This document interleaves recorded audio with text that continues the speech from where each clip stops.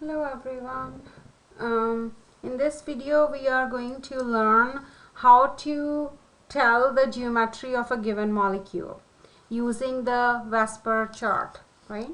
So I kind of gave you this chart in class today, and then we will use this chart to figure out the geometries. Okay, so let's start.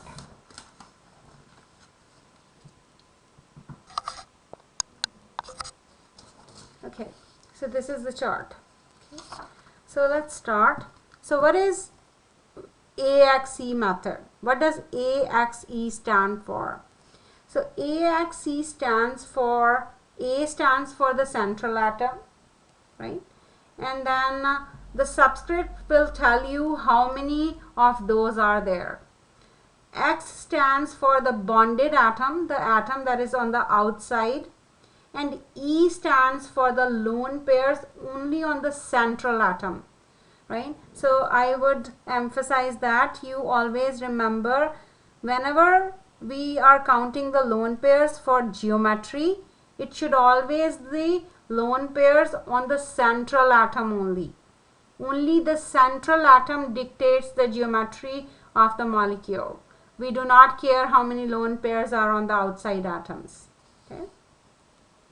So only the lone pairs on central atom kind of dictate the geometry of the molecule, right? So now let's use our Vesper chart and figure out how to tell what will be the geometry of the given molecule. So I'm gonna start with methane.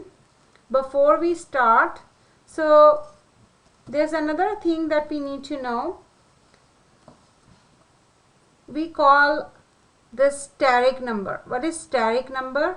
Steric number is the total number of things around the central atom. It could be all lone pairs and all bond pairs together.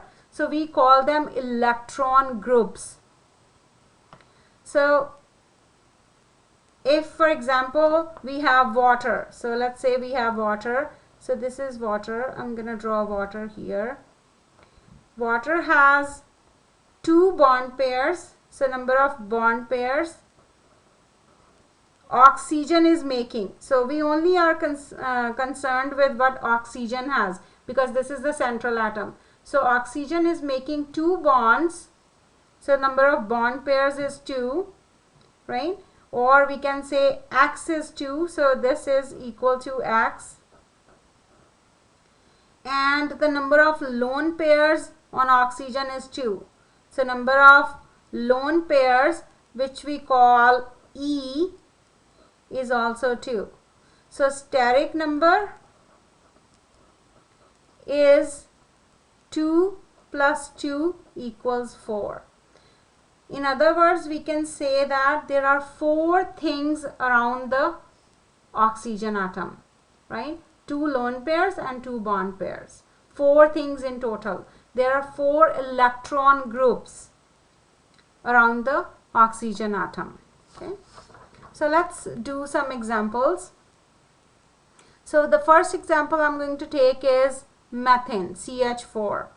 Now if you see, it has 8 valence electrons, and if you draw the structure of methane, it kind of looks like this. There are 4 things around the central atom, so I am going to make 4 things. The geometry is tetrahedral, right? So, but how do I tell that from the chart? So let's first calculate the AXE formula for methane, right? Now, how many central atoms are there? There's only one central atom, right? C. So I'm just going to write A. How many outside atoms are there? The X atoms, the bonded atoms, there are 4 of those, right? Because it's making 4 covalent bonds. So X is 4. Are there any lone pairs on the central atom? No. So we do not write any E. If you write 1 E, that means there's 1 lone pair. So this is the AXE formula of methane. We still call it AXE formula, but there's no E in this, right? Now remember, I told you 4 things can be arranged around the central atom.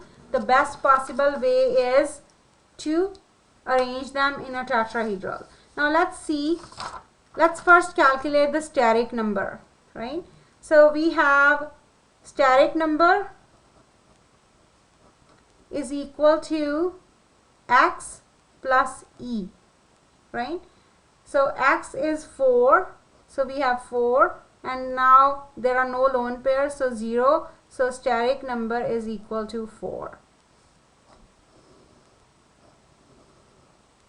right? Now let's look in our chart. So if you see your chart, we have steric number here, then we have X, then we have E, right? And then we have electron geometry and hybridization. I will make a separate video on hybridization. So hybridization can be also found out from this chart, right? And then we have electron geometry, that is the geometry, the generic shape, right? But we will only focus on the molecular geometry, the one that we get from the AXE formula. So make yourself a note that if you are asked the geometry, it's always the molecular geometry that I will be asking you to draw. Okay, so this is what we will do. Okay, so electron geometry is the geometry without distortions. If there are no lone pairs, then it will be the electron geometry. But with the lone pairs, we always talk about the molecular geometry, right? Now let's see, our steric number is 4, right? Now let's see the steric number. So here is the steric number. So this is steric number 4, right? And then on this side we have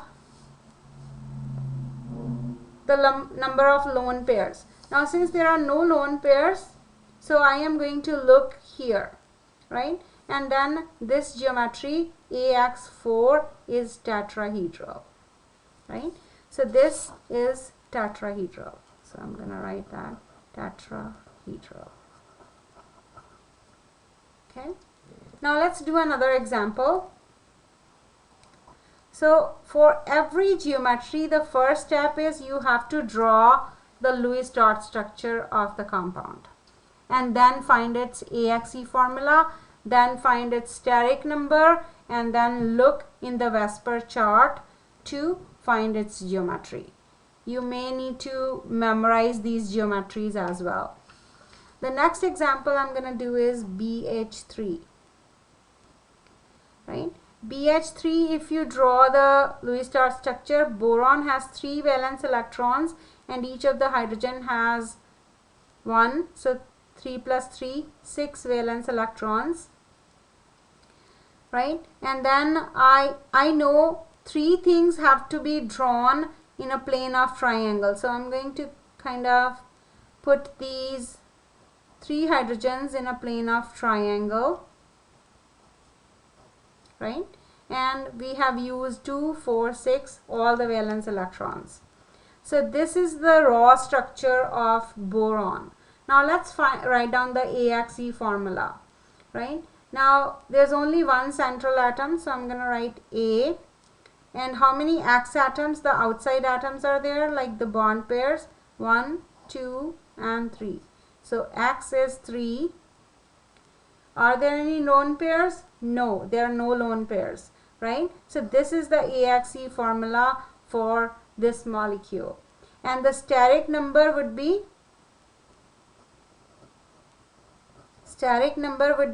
X plus E. So 3 plus 0 is 3, right? Next, I am going to check my chart. So steric number is 3 and there are no lone pairs, 0 lone pairs. So the shape will be trigonal planar, right? That is the AXE formula, and this is how the trigonal planar shape looks like with each bond angle of 120 degrees. Okay. Steric number 3 and then AXE formula is AX3, and this is the three-dimensional shape, trigonal planar with bond angle of 120 degrees Celsius, 20 degrees. Okay, now let's do another one. Let's do PF3. So PF3 molecule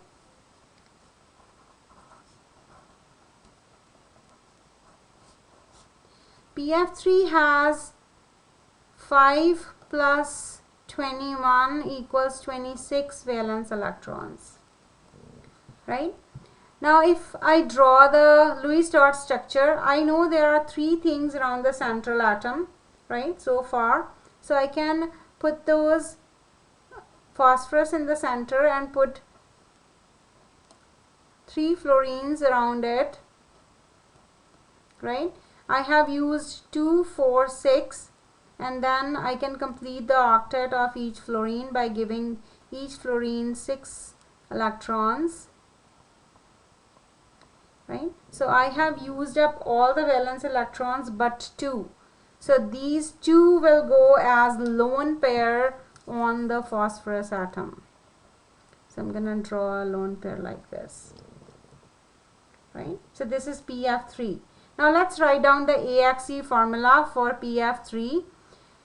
There are 3 covalent bonds or 3 outside atoms, 3 fluorines. So 1 central atom, 1 A, then 3 X. So this is X, this is X, this is X. So X3. And then look at the central atom. Central atom has a lone pair. So remember I told you only the lone pair on the central atom counts. So the number of lone pairs on central atom is 1. So 1 lone pair means E. E is 1. Right? So this is the AXE formula for PF3.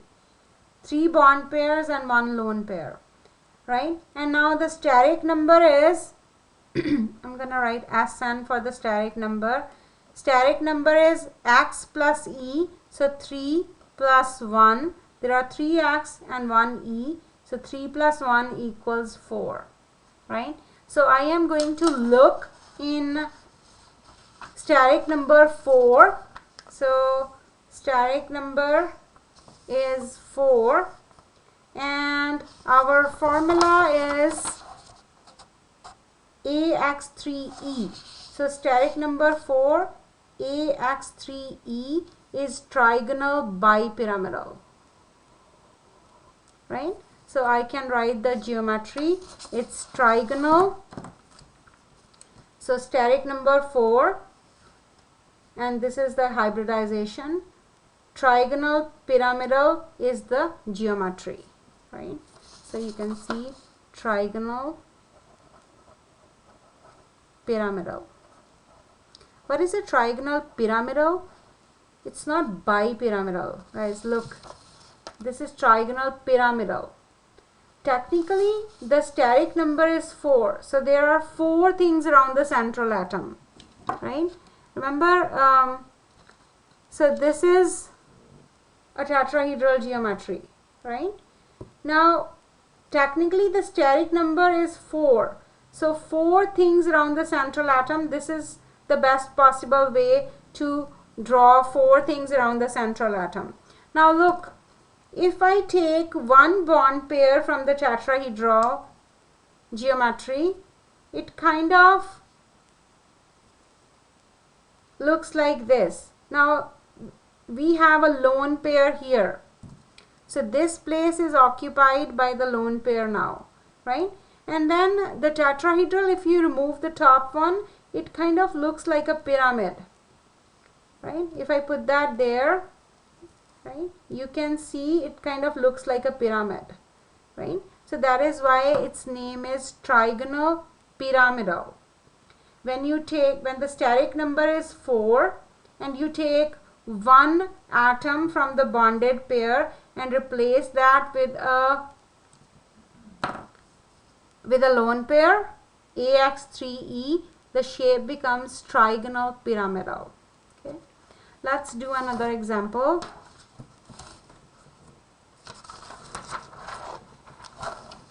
So next I am going to take SEF2.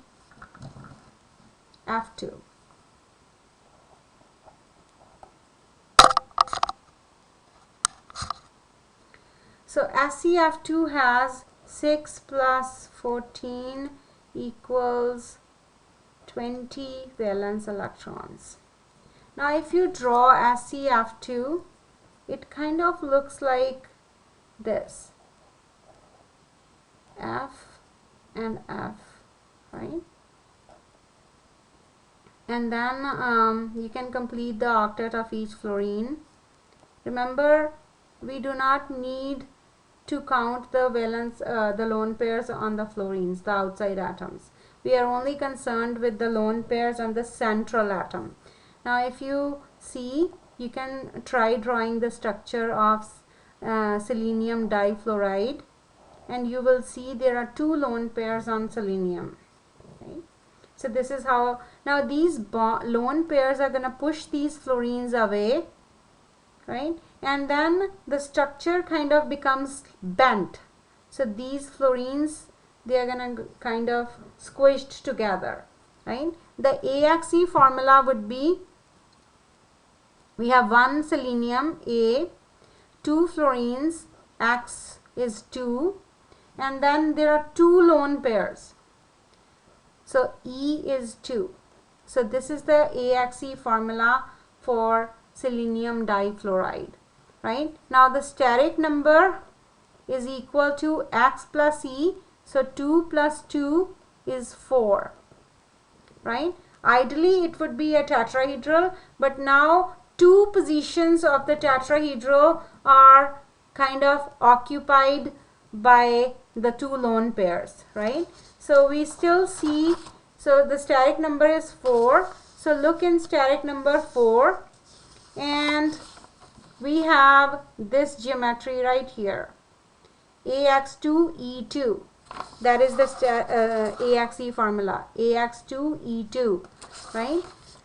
So AX2E2 is bent.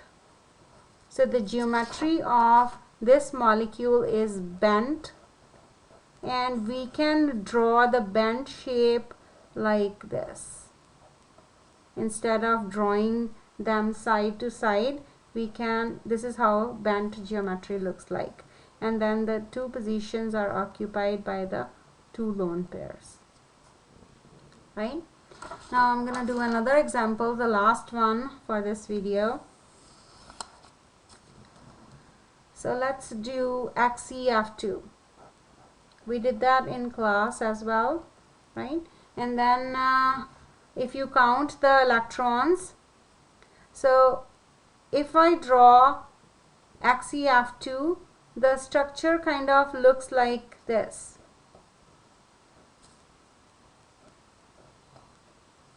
We had 3 lone pairs, remember?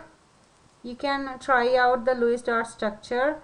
So 3 lone pairs, I'm going to arrange those as a triangle. So this is what XeF2 looks like, xenon difluoride, right? So the AXE formula would be a single xenon atom, then there are 2 fluorines, 2 bond pairs, that is X2, and there are 3 lone pairs, so E is 3, right? And steric number should be X plus E, right? Number of X plus E, so that would be 2 plus 3 equals 5, right? So we are going to look in the chart. The steric number is 5, so let's look in 5 on the back side. So this is steric number 5, and then this is the ideal geometry. Trigonal bipyramidal is the best geometry when there are no lone pairs. When there are lone pairs, it's gonna get distorted. Now our geometry is AX2, sorry, the AXE formula is AX2E3. So let's see where AX2E3 is in steric number 5. So this is AX2E3, and the shape of the molecule would be linear, and this is actually, you can see, right, two fluorines are as far apart as possible, and all the triangular plane atoms are replaced by the lone pair. So we have a lone pair like this, lone pair like that, and a lone pair like that, right? So the shape of this molecule, so this is just Xc and F on top and F on the bottom, and then we have lone pairs like this, right? So this shape is called linear. You need to memorize these shapes, right, from this Vesper chart, and you can actually see steric number 5, and then AX2E3 formula is linear, right? So this is how we use this chart, and I will make another video on hybridization, and probably I'll do some more examples in that.